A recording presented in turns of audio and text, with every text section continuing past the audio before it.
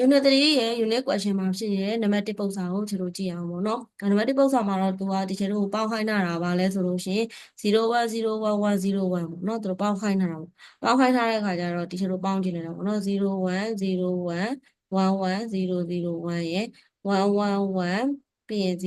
ပြီးရင်ဒီမှာဒီချက်ထတဲ့11ဒီချက်တစ်လုံးရေးတာပို့ပါပြီเนาะ okay ပြန်ရေးကြည့်အောင်เนาะဒီချက်ရေးတာတစ်လုံးပို့ပါအဲ့တော့ဒီမှာ01011001ပြီးရင်111ပြီးရင်00ပြီးရင်111အဲ့တော့ပေါင်းလိုက်တာပေါင်းလိုက်တဲ့အခါကျ1နဲ့1နဲ့ပေါင်းတော့0ရေးပြီး1တင်တယ်အဲ့တော့ဒါဆိုရင်1နဲ့1နဲ့ပေါင်းတော့0ရေးပြီးတော့1တင်တယ်1နဲ့1နဲ့ပေါင်းတော့0ရေးပြီး1တင်တယ်0ရေးပြီးတော့1တင်တယ်1နဲ့1နဲ့ပေါင်း0ရေးပြီး1တင်တယ်1နဲ့1နဲ့ပေါင်းတော့0ရေးပြီးတော့1တင်တယ်ဒီမှာပါရှိလဲဆိုရင်1နဲ့1နဲ့ပေါင်းတော့1ရေးပြီးတော့1တင်0ရေးပြီးတော့မှ1တင်အောင်တင်ကတော့တစ်လုံးပို့ပါအဲ့တစ်လုံးပို့ပါတဲ့ခါကျတော့ထွက်လာတဲ့ပြေကတော့ဒီမှာ1010ဆိုပြီးတော့မှဒီပြေထွက်လာနော်ဒါပေမဲ့ identify the problem that this addiction occur ဘာပြဿနာဖြစ်တယ်ပေါ့ဘာပြဿနာဖြစ်တယ်ဆိုတော့ကျွန်တော်ကြည့်ရမှာကဘာတွေဖြစ်တယ်ဆိုလို့ရှိရင်ကျွန်တော်ဒီမှာ overflow has occurred ပေါ့နော် overflow ဖြစ်တယ်ဆိုပြီးတော့မှဒီကျွန်တော်ကဖြေပေးပေါ့နော်ဟုတ်ပြီလား okay ဒါဆိုလို့ရှိရင်ကျွန်တော်နောက်တစ်ခုဆက်ကြည့်အောင်ပေါ့နော်အဲ့မှာပေးထားတာပါလဲဆိုရင် carry out a 3 place logical shift ပေါ့နော်အဲ့တော့3 place shift လုပ်ပါလို့ပြောထားပြီးတော့မှပေးထားတဲ့ value ကပါလဲဆိုလို့ရှိရင်1 2 3 4 5 6 9ပေါ့နော်မပေးထားတဲ့ value ကကျွန်တော်က1 0ပြီးရင်0 10011ဒါ left back ချမ်းမှာရှိရဲဒါ right back ချမ်းမှာရှိဆိုတော့သူရွှေ့ခိုင်းတာ3လုံးရွှေ့ခိုင်းတာ right ကိုဘယ်နှလုံးရွှေ့ခိုင်းလဲဆို3လုံးရွှေ့ခိုင်းအဲ့တော့1 2 3ပေါ့နောက်ဆုံး3လုံးကပျောက်သွားလိမ့်မယ်100101010လို့ရောက်လာတယ် logical shift ဖြစ်တဲ့အတွက်ကြောင့်လို့ရှေ့မှာ0တွေပဲထည့်မှာအဲ့တော့0 3လုံး1ပြီးရင်0010ဆိုတော့ဒီဖြေထွက်ဆိုတော့အဲ့ဒါဘာဖြစ်သွားစေလဲဆိုတော့ခုနကလိုပဲ calculation တွက်ပေးရတာဆိုတော့ဘယ်လို calculation တွက်ပေးရလဲဆိုလို့ရှိရင်ဒီကျတို့ပုံမှန်အားဖြင့်ဒီကျတို့အရှိမတွက်ခဲ့သလိုပဲ157ကို157ကိုဒီကျတို့က16နဲ့စားလိုက်တဲ့အခါမှာ9.81ရမယ်ဥစ္စာကို9မဲ့ result ထွက်တယ်အဲ့တော့0.81ကဘာဖြစ်သွားလဲဆိုလို့ရှိရင် PRECI SI precision loss ဖြစ်သွားတယ်ပေါ့အဲ့လိုပုံစံမျိုးဖြည့်တဲ့ပုံစံမျိုးပဲဒီကျတို့ကဖြည့်ပေးရမှာပေါ့နော်ဒီမှာလည်းအဲ့ဒီအတိုင်းပဲတကယ်တမ်းတွက်တဲ့အခါကျလို့ရှိရင်သူက check လုပ်ပြီးတော့မှတွက်ပေးရမှာပေါ့နော်ဒါပေမဲ့ဒီမှာတော့ check လုပ်ထားတာမပါဘူးကလေးတို့ကတော့ဘာလုပ်လို့ရလဲဆိုလို့ရှိရင် check လုပ်ပြီးတော့မှတွက်လို့ရတယ်ဟုတ်ပြီနော်အဲ့တော့ check လုပ်ပြီးတွက်လို့ရတယ်ဆိုတာဘယ်ဟာမျိုးကိုပြောတာလဲဆိုတော့အဲ့ဒီမှာသူပေးထားတဲ့ precision value ပေါ့နော် loss of the precision ဖြစ်သွားတယ်ပေါ့ဥပမာအပြင်ဒီကောင်ဆိုလို့ရှိရင်ဒီကျတို့က1 2 4 8 16 32 64 128နဲ့တွက်မယ်ဆိုလို့ရှိရင်128 plus ပြီးရင်16ပေါ့နော် plus 2 plus 1ပေါ့နော်အဲ့တော့ကျွန်တော်ဒီမှာသူ့ကိုကျွန်တော်တွက်လိုက်ပေါ့နော်တွက်လိုက်တဲ့အခါကျလို့ရှိရင်128ရဲ့ပြီးတဲ့အခါကျလို့ရှိရင်16ရဲ့ပြီးရင်2ရဲ့1ရဲ့ပေါင်းလိုက်တော့လောက်ရလဲဆိုလို့ရှိရင်147ရ3လုံးဆိုတော့2 power 3ဆိုတော့8ပေါ့နော်အဲ့ဒါကိုအစား8နဲ့စားလိုက်တယ်တကယ်တမ်းကျတော့ဘယ်လောက်ထွက်မလဲဆိုရင်18.375ထွက်ဒါပေမဲ့ထွက်လာတဲ့ value က16ရဲ့2ပေါ့နော်ဒီမှာ16ရယ်2ရယ်ဆိုတော့ဖေကဘယ်လောက်ပဲထွက်လဲဆို18မဲ့ထွက်တယ်အဲ့တော့0.375ကဘာဖြစ်သွားလဲဆိုလို့ရှိရင်ကျွန်တော်က loss of the precision error ဒီလိုဖြစ်သွားတယ်ပေါ့နော် precision loss ဖြစ်သွားတယ်ဓာတ်သမတွေဆုံးရှုံးသွားတယ်ဆိုပြီးတော့မှဒီကျွန်တော်ကပြောပေးလို့ရတယ်ပေါ့နော်ဟုတ်ပြီလား okay ဒါဆိုလို့ရှိရင်ကျွန်တော်နောက်တစ်ခုဆက်ကြည့်အောင်အဲ့တော့ describe the step need to format the binary number ဒီမှာပေးထားတယ်number 1110နဲ့1110နှစ်ခါတော့တွက်စရာမလိုတစ်ခါတည်းတွက်ရင်ရဟုတ်နော်တစ်ခါတွက်စရာမလိုပဲနဲ့တစ်ခါတည်းတွက်လို့ရှိရင်ရဘာဖြစ်လို့လဲ1110ဟုတ်နော်ဒီလိုဒီမှာကြည့်လိုက်တယ်1110ဘာနဲ့တွက်မလဲ1248နဲ့တွက်တယ်1248နဲ့တွက်1110ဆိုလို့ရှိရင်1014ဆိုတော့အဖြေပါထွက်မှာတော့ e ဆိုတဲ့အဖြေထွက်မှာဒါကြောင့်မို့လို့ခြေတို့ကသူ့ရဲ့အဖြေဒီပါထွက်လဲဆိုရင်နှစ်ခုစလုံးတူလို့ EE ဆိုတဲ့အဖြေထွက်တယ်ဟုတ်ပြီနော် okay အဲ့တော့နောက်တစ်ခုကိုခြေတို့ဆက်ပြီးတော့မှသွားကြည့်အောင်နော်အဲ့တော့ according to my pixel ချက်ပြောထားတဲ့ pixel ဆိုတာဘာကိုပြောတာလဲ pixel main picture element ကိုပြောတာဟုတ်ပြီနော်ဆိုတော့ဒါဒီစာမမေးဖို့မှလည်းထပ်တယ်လဲမေးတယ်အဲ့တော့ကျတို့သတိထားမှာပါလဲဆိုလို့ရှိရင်ကျတို့ကဒီ unit question မှာပေးထားတဲ့ပုံစံတွေဒီ activity မှာပေးထားတဲ့ပုံစံတွေဒီ check point မှာပေးထားတဲ့ပုံစံတွေဒီစာမွေးပွဲမှာမေးတယ်ဆိုတာကိုဒီကျတို့သတိထားမှာပေါ့နော်ဟုတ်ပြီလား โอเคဒါဆိုလို့ရှိရင်ကျွန်တော်နောက်တစ်ခုကိုဆက်ပြီးတော့မှကြည့်အောင်ပေါ့နော်အဲ့တော့နောက်တစ်ခုကပါလဲဆိုလို့ရှိရင် teacher တို့ကဒီမှာ number 4မှာ the following diagram show a black and white ပေါ့နော် black and white image ပေးထားတယ်ပေါ့နော်ဆိုတော့အဲ့ဒီ image ပေးထားတဲ့ထဲမှာဒီ36 pixel ရှိတယ်ပေါ့36 pixel ဘာကြောင့်လိုအပ်တာလဲအဲ့ဒါကတော့အဖြေထားရတယ်36 pixel ရှိတယ်1 pixel needed to represent each pixel pixel တစ်ခုချင်းစီအတွက်pixel တစ်ခုချင်းစီဖော်ပြဖို့လိုအပ်လို့ဆိုပြီးတော့ဖြေထားတယ်ပေါ့နော်နောက်က write the bit pattern need to represent the bit pixel ပေါ့ဒီဥစ္စာအတွက်ကျတော့ဘာကိုရေးခိုင်းတာလဲဆို bit pattern ကိုရေးခိုင်းတယ်အဲ့ဒီတော့ bit pattern ရေးတာကတော့ဘာမှအခက်အခဲမရှိဘူးလေ bit pattern ရေးတာကတော့ဒီကျတော့ဟိုဒီမှာဆိုလို့ရှိရင်ဒီလိုဥစ္စာလေးဒါဆိုလို့ရှိရင်ကျတော့ဘာရေးမလဲဆို1 0 0 0 1 1 1 0 1 1 1 1 1 0 0 1 1 1 1 0 1 1 1 1 1 0 1 1 1 1 1 0 0 0 1 1ဆိုပြီးတော့မှဒီလိုမျိုးရေးပြမယ်အောက်မှာသူ့ရဲ့အဖြေရရှိပြီးသားဒီမှာရေးပြတာပေါ့နော်ဒီဥစ္စာရေးပြတာရှိပြီးသားโอเคနောက်ထပ်နံပါတ်C မှာကျတော့မေးထားတဲ့ဥစ္စာပါလဲဆိုလို့ရှိရင်စီမာမိတာမြာ state the number the bit pattern what we needed in the image searching အဲ့ဒါလည်းစာမွဲမှာမေးပြီးသားပဲသူတို့ပြောထားပြီးသား1 bit ဆိုလို့ရှိရင်2 power 1ဖြစ်တဲ့အတွက်ကြောင့်မလို့2 color ထွက်တယ်ဒါဆိုလို့ရှိရင်2 bit ဆိုရင်2 power 2မလို့4 color ထွက်မယ်3 bit ဆိုလို့ရှိရင်2 power 3မလို့8 color ထွက်မယ်4 bit ဆိုလို့ရှိရင်2 power 4မလို့16 color ထွက်မယ်လို့ပြောထားပြီးသားအပြန်လည်အားဖြင့်သူက16 color ထွက်မယ်လို့ပြောတဲ့အခါကျလို့ရှိရင် teacher တို့ကဘယ်နှ bit လဲလို့မေးလို့ရှိရင်4 bit လို့ဖြေပေးလိုက်ဒါဆိုလို့ရှိရင်ခြေလို့ရပေါ့နော်โอเคဆိုတော့နောက်တစ်ခုကိုဆက်ကြည့်အောင် number 5ပေါ့နော်number 5မှာဆိုလို့ရှိရင် teacher တို့ကဒီမှာဘာပြောထားတာလဲဆိုတော့ဒီပေးထားတဲ့အထဲမှာဆိုလို့ရှိရင်သူကဒီဟောပါဘောနော် Emma is using ပေါ့နော် Emma is using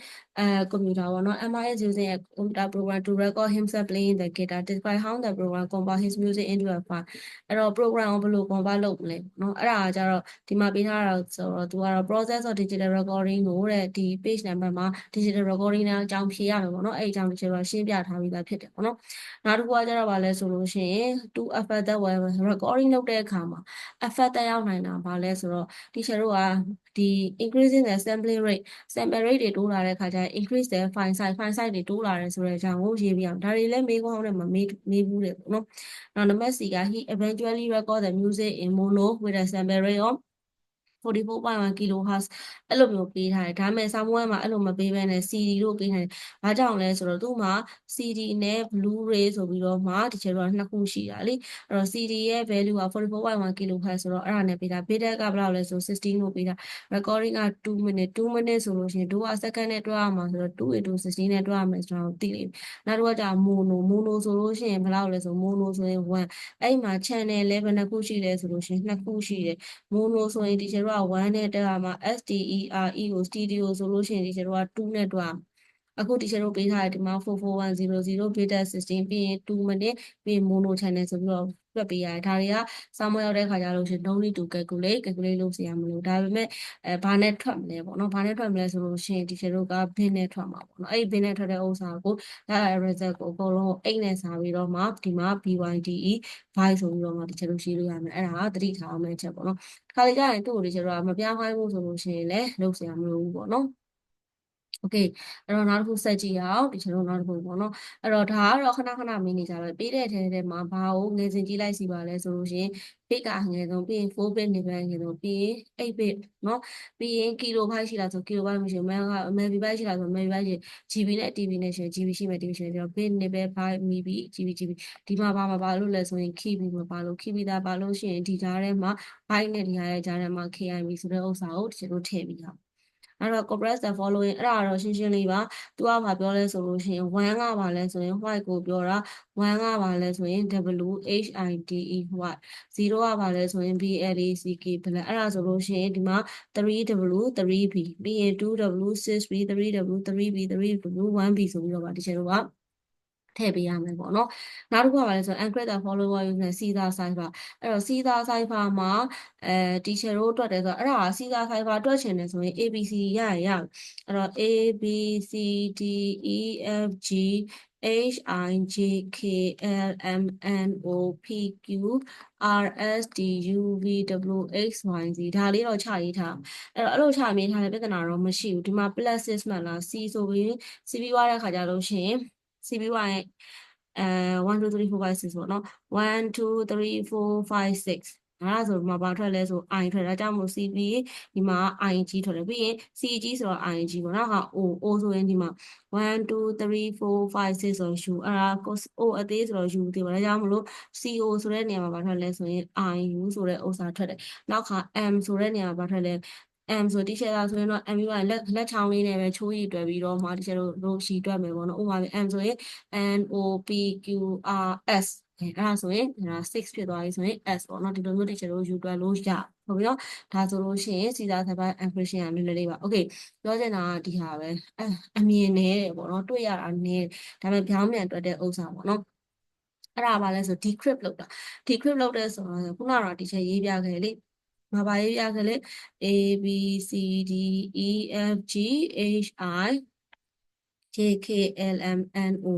P Q R S T U V W X Y Z ဒီလိုရေးပြခဲ့အဲ့တော့ဒီမှာ P လို့ပေးထားဘာလို့ထင်တာလဲဆို decrypt လုပ်ချင်တာ left 3ဆိုလို့ရှိရင် left ဆိုတာ left ဘက်ချမ်းဒါ right ဘက်ချမ်းအဲ့တော့ left ဘက်ချမ်းကို3လို့ပြောထားတာဒါပေမဲ့ left ဘက်ချမ်းကို3လို့ပြောရဲဆိုပုံမှန်အားဖြင့်အခုဒီချက်တော့ P ကိုတွေ့တယ်ဆိုလို့ရှိရင်ဘယ်လိုသွားမှာလဲဆို left ဆိုလို့ရှိရင်1 2 3ဒီလိုသွားရမှာ M ထွက်ဒါပေမဲ့ဒီချက်တို့သွားရမယ့်ဥစ္စာဒီဘာလဲဆို decrypt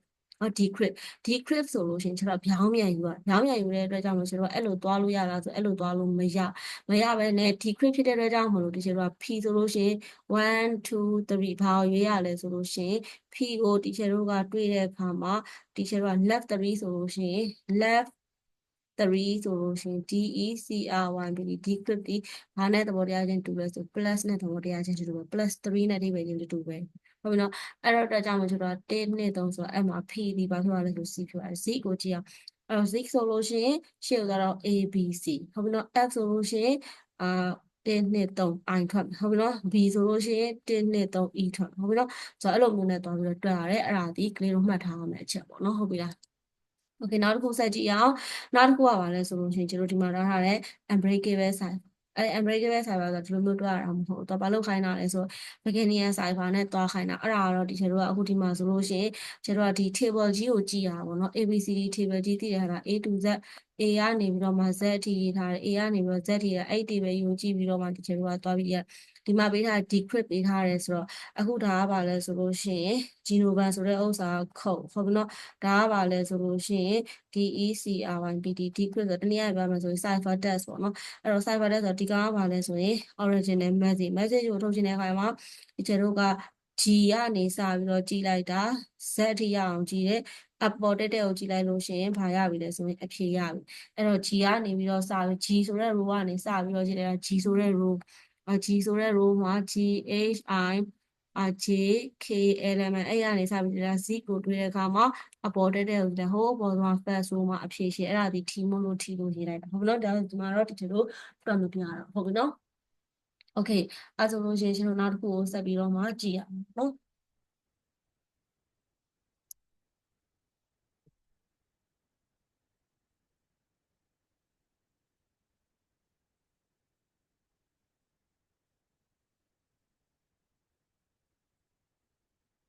အဲ့တော့နောက်တစ်ခုကဘာလဲဆိုလို့ရှိရင်ဒီမှာ PER လို့ပေးထားတယ်ဆိုတော့ key ကို4လို့ပေးထားဖြစ်တဲ့ကြောင့်မလို့1 2 3 4ပေါ့နော်ပြီးတော့လေအဲ့မှာက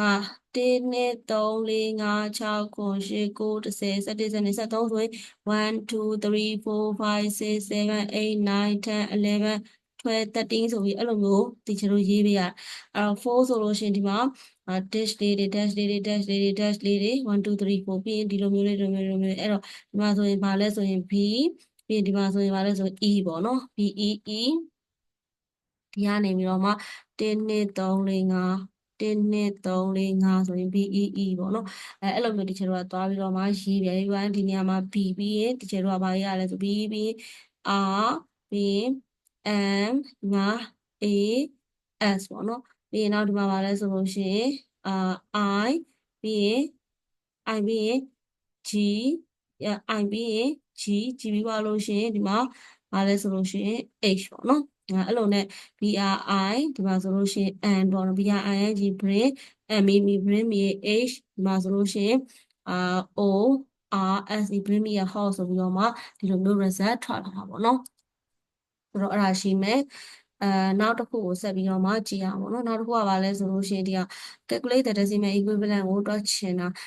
ဆိုတော့ပေးထားတဲ့ဥစ္စာကဘာလဲဆိုရင်1 0 0 1 0 1 0 1ကျွန်တော်ဘာနဲ့တွက်မလဲဆိုရင်1 2 4 8 16 32 64 128နဲ့တွက်128ရဲ့16ရဲ့ပေါင်းမယ်4ရဲ့ပေါင်းဒါဆို20 140140နဲ့ဒီမှာပါရှိမလဲဆိုလို့ရှိရင်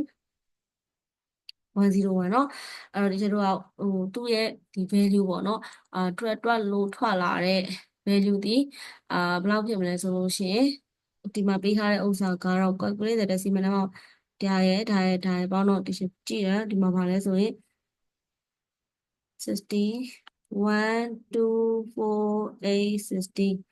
16ဆိုတော့16နဲ့4နဲ့ပေါင်းတော့120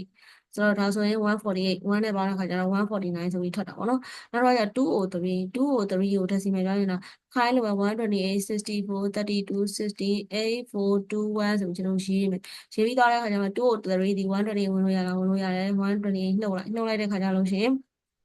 5အဲ့ဆိုလို့ရှိရင်ခြေတော်ဒီမှာဘယ်လောက်ကျန်မလဲဆိုရင်8ဆို7ကျန်အဲ့ဆိုဝင်လို့ရတာဆိုဝင်လို့ရအဲ့တော့75ထဲကနေပြီးတော့မှ64ကိုနှုတ်တော့11ကျန်တယ်ဒါဝင်လို့ရမှုဒါဝင်လို့မရ8ဝင်လို့ရဟုတ်တော့11ဆို8ဝင်လို့8ဝင်လို့ရဘယ်လောက်ကျန်လဲဆို3ကျန်3ကျန်တော့4ဝင်လို့မရ2ဝင်လို့ဒါကြောင့်မို့အဖြေက11001011 11001011ဆိုပြီးတော့မှဒီချေတို့ကဒီကောင်ဝင်လာမှာပေါ့နော်ဟုတ်ပြီလားโอเคအဲ့ဆိုရင်နောက်တစ်ခုဆက်ကြည့်ရအောင်ပေါ့နော်နောက်တစ်ခုကဘာလဲဆို13ပေါ့13ကလည်းအဲ့လိုပဲဘာလို့ခိုင်းတာလဲဆိုလို့ရှိရင်ပေါင်းခိုင်းတဲ့ခါ0 0 1 0 1 1 1 1 0 1နဲ့0 1 1 1 1 3လုံး0 0သူကကြတော့လေဘယ်လိုလဲဆိုတော့အနောက်ကနေပြန်ပြီးတော့မှပေါင်းရတာဘာကြောင့်လဲဆိုလို့ရှိရင်သူကမညီဘူးပေါ့မညီတဲ့အတွက်ကြောင့်မလို့ပေါင်းတဲ့အခါမှာဘယ်လိုဖြစ်လဲဆိုလို့ရှိရင်ဒီချေတို့ကဒီတိုင်းတည့်ယူလို့မရတဲ့အခါကျတော့အနောက်ကနေသွားပြီးတော့ပေါင်းတော့0 1 0 0ပြီးတော့မှ1 1 1 0ပေါ့နော်အဲ့တော့မှ1 1 1 1 0 1 1 0 1 1 1 1 1 1ဆိုတော့လာမှာပေါ့နော်အဲ့တော့ဒီရှင်းမှာ0ပေါ့အဲ့ဒါဆိုရင်ချေတို့က1 2 3 4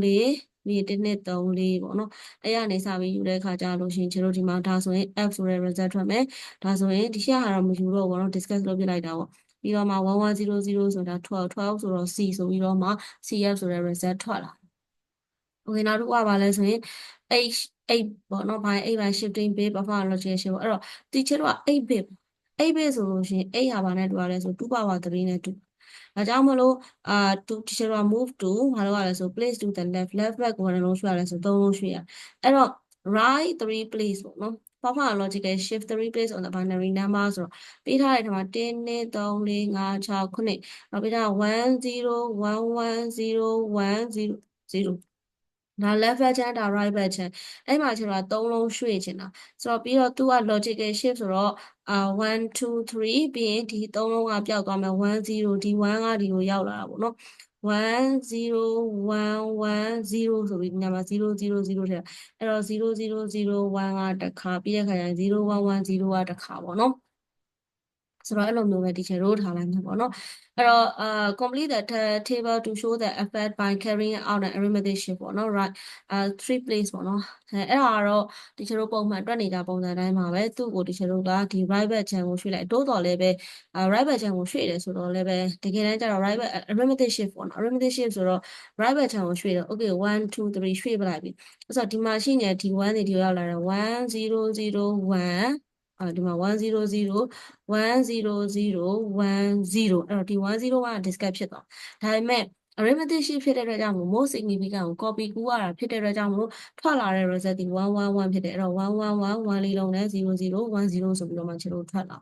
okay 16ကြည့်အောင်16မှာဆိုလို့ရှိရင်24 bit image has a dimension ရှိတယ်ဘယ်လောက်ရှိလဲဆိုလို့ရှိရင်ဒီမှာဒီလိုပေးထားတဲ့ထဲမှာသူက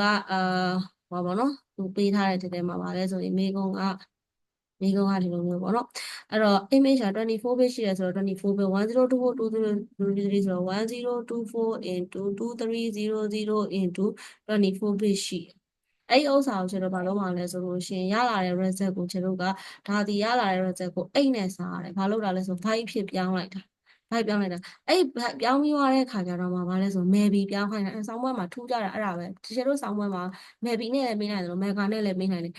MEG megabyte လို့တချို့ megabyte ပြောင်းမှာဆိုကျွန်တော်1000နဲ့ပဲဆောင်းခုက maybe byte ပြောင်းမှာဆိုတော့1024 into 1024နဲ့စားရဒါကဘာလဲဆို KB အတွက်ဒါကဘာလဲဆို maybe အတွက်ခါကြလို့ရှိရင်ကလေးတွေကိုအဲ့လိုမျိုးမရေးဘဲနဲ့1024 into 2300 into 24 by 8 8 into ဒီချေတို့က2 power maybe ဆိုလို့ရှိရင် KB ဆိုရင်10 maybe ဆိုရင်20နဲ့ဒီလိုမျိုးသွားပြီးတော့မှတွက်ချင်တယ်ရဒါပေမဲ့အကောင်းဆုံးအဖြေကတော့ဒါပဲပေါ့နော်1024နဲ့သွားပြီးတော့ပြထားတာတော့ပိုစင်းမြောက်17က state what is one than sampling frequency recording နဲ့ဆိုအဲ့ဒါ sampling frequency နဲ့ပတ်သက်တဲ့အကြောင်းဖြေရမယ် describe the effect of increasing the sampling frequency တိုးလို့ရှိရင်ဘာဖြစ်မှာလဲ sampling frequency တိုးတဲ့ခါကျလို့ရှိရင်ဒီ share တို့ကဒီမှာ increasing the sampling frequency ပို့ပြီးတော့မှလည်းတိကျလာမယ်ပေါ့နော်အတန်ပိုပြီးတိကျလာမယ်ပြီးတဲ့ခါကျလို့ရှိရင်ဒီ share တို့ကဒီ with less time between them more sample are taken ပေါ့နော် sample တွေပို့ပြီးတော့မှများလာမယ်ဆိုလို့ရှိရင်တော့ဒီ share တို့ကအချိန်ကတော့နည်းနည်းလေးပို့ပြီးတော့မှကြာမှာနော်ဒါပေမဲ့အဲ့ဒါရေးတာကိုတဦးတယောက်ချင်းစီရဲ့အမြင်မှာမူတယ်ဒီမှာဒါ increasing the sampling frequency give a more accurate representation of the analog wave as more sample are taken with a less time between them ပေါ့နော် sample တွေပိုပြီးများလာရင် less time ဖြစ်မယ်ပေါ့နော် okay 18ကြည့်အောင် explain why lossy compression cannot be used to compress အဲ့ဒါတွေကပြောပြတာပဲเนาะ lossy compression ဆိုတာ remove some of the data တွေကိုလုံးဝဖြတ်လိုက်မှာ original file မရနိုင်ဘူးဒါကြောင့်မို့ test file တွေမှာအဲ့လိုမျိုးဖြစ်တဲ့အခါကျရင် data တွေကဘာဖြစ်လဲဆို missing ဆိုလို့ရှိရင်ဒီကျတော့ပျောက်သွားမှာအဲ့ဒါဆိုလို့ရှိရင် understand မဖြစ်တော့เนาะ understand မဖြစ်တော့ဘူးပြီးတဲ့အခါကျလို့ရှိရင်meaningful ပေါ့နော် meaningful အဓိပ္ပာယ်ပြသွားတဲ့စကားလုံးကိုပြန်ပြီးမထုတ်ဘူး okay ဒါစီသားဆိုင်ပါတစ်ချက်ကြည့်အောင်ကျွန်တော်ပဲလုပ်လိုက်တော့မယ်ပေါ့နော်C ဆိုလို့ရှိရင် D E F G H I ပေါ့နော်အဲ့လိုမျိုးတချို့တို့ဒီမှာမလုပ်လို့ရလဲဆိုလို့ရှိရင် right back chain sorry right back chain right back chain ဆိုရင်တချို့တော့ C ဆိုပါထွက်မှာအဲ့တော့ A B C D E F G H I J K L